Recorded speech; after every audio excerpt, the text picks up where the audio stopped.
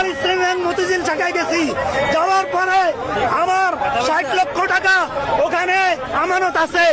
আমার প্রফিট ঢুকে প্রত্যেক মাসে, আমার ইন্স্যুরেন্সের টাকা পাও না, আমার লাভের টাকা পাও না, আমার আমানতের টাকা পাও না, আমার কোনো টাকা দিচ্ছে না। আমি 5,000 টাকা এই রমজান মাসে ইফতারের জন্য চেয়েছি, এই 5,000 টাকার সেটটাও পাস করে নাই।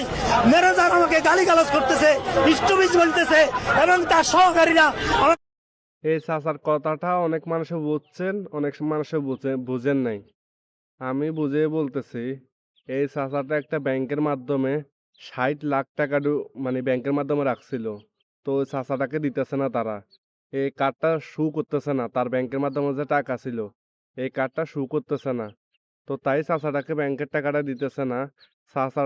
চাচাটা মাত্র 5,000 টাকা চাইছে, সে ইফতার করবে, মানে ইফতারের বাজার সদাই নিয়ে যাবে বাসার মাধ্যমে, তাকে সেটাও দিতেছে না, তাকে গালাগালি করে বের করে দিছে ব্যাংক থেকে।